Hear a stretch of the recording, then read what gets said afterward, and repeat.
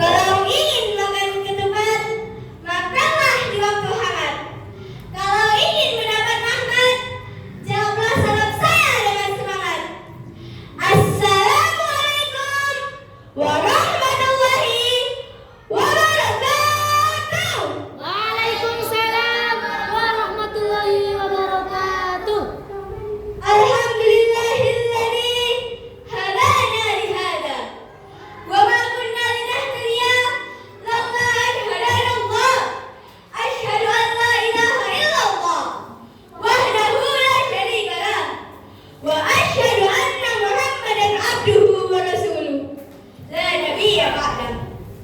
Segala syukur setinggi puji hanya kepada Allah, Ilahi Rabbi, Sang penguasa alam jagat raya ini, yang karenanya kita masih bisa berjumpa sampai hari ini.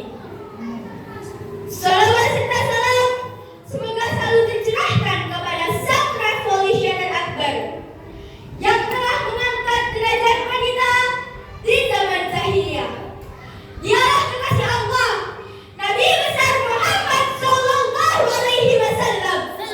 Allahumma shalli ala sayyidina Muhammad.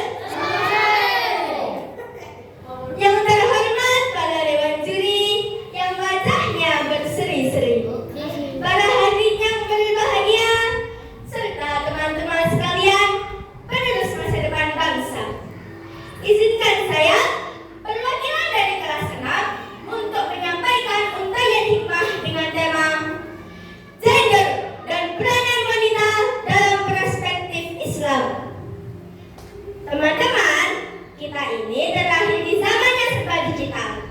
Kalau istilah sekarang, kita disebut Gen Alpha.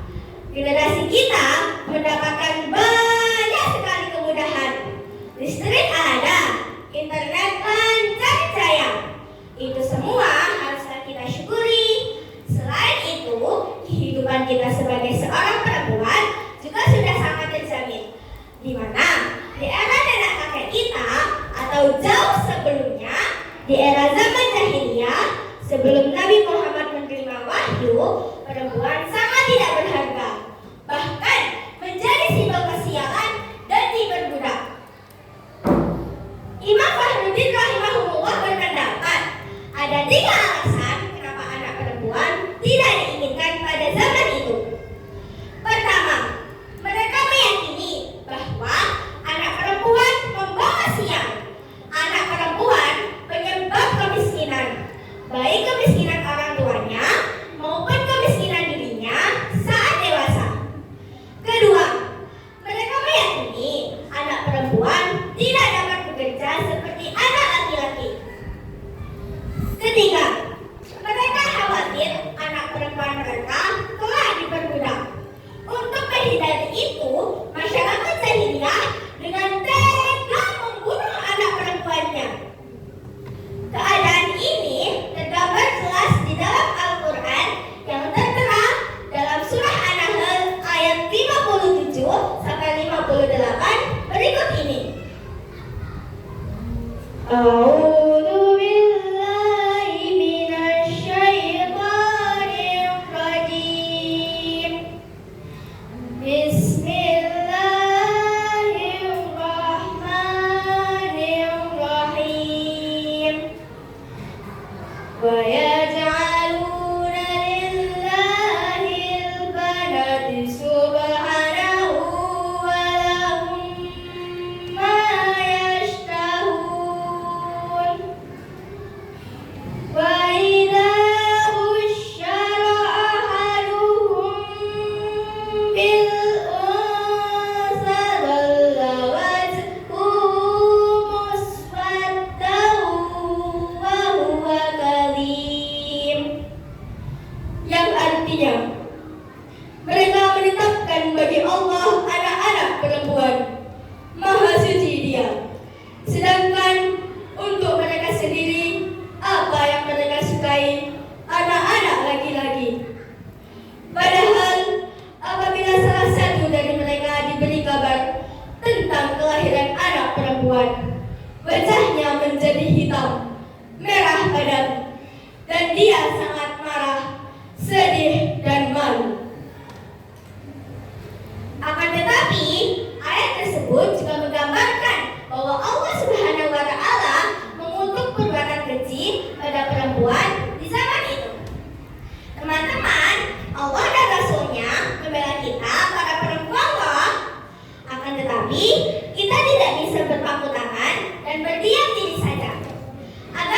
menjadi anugerah bagi orang tua kita yang telah membesarkan dan mendidik kita, maka kita harus menjadi perempuan yang salihah yang telah mengantarkan mereka menuju surganya Allah.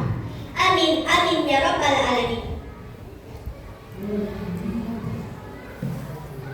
Teman-teman tahu nggak siapa sosok perempuan di Indonesia yang dapat kita jadikan contoh dan suri tauladan untuk menjadi perempuan hebat? Di zaman perjuangan kemerdekaan, banyak pahlawan perempuan yang sangat menginspirasi. Seperti Raden Ajeng Kartini dari Jawa Tengah, Cut Nyaden dari Aceh, Dewi Sartika dari Jawa Barat, dan masih banyak lagi. Di era kemerdekaan, Indonesia pernah punya presiden perempuan, Ibu Megawati Soekarno Putri. Bahkan, Gubernur Jawa Timur sekarang ini juga seorang perempuan, Ibu Hafifah Indar Parawansa. Juga, kepala sekolah kita tercinta, Ibu Siti Saada SE, yang telah membawa banyak perubahan kepada sekolah kita tercinta, MI Bahrul Ulum. Oke, tepuk tangan. Teman-teman para perempuan calon masa depan bangsa, tahu nggak kenapa kita sebagai perempuan harus solihah, pintar, dan cerdas? Itu karena seorang perempuan akan menjadi tiang bagi sebuah negara.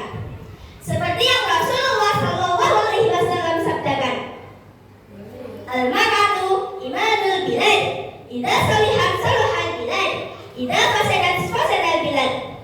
Perempuan adalah tiang negara. Jika ia baik, maka baiklah negara. Jika ia rusak, maka rusaklah negara. Kita semua perempuan di dunia merupakan sosok yang sangat penting dan berjasa karena peranannya sebagai seorang ibu. Seorang penyair bernama Hafid Ibrahim telah membuat syair yang berbunyi, Al-ummu madrasatu idza a'dadatha a'dadat sya'ban thayyiban a'raqi. Yang artinya, ibu adalah seorang guru bagi anaknya. Jika engkau mempersiapkannya dengan baik, maka seorang ibu akan mempersiapkan untukmu generasi yang baik.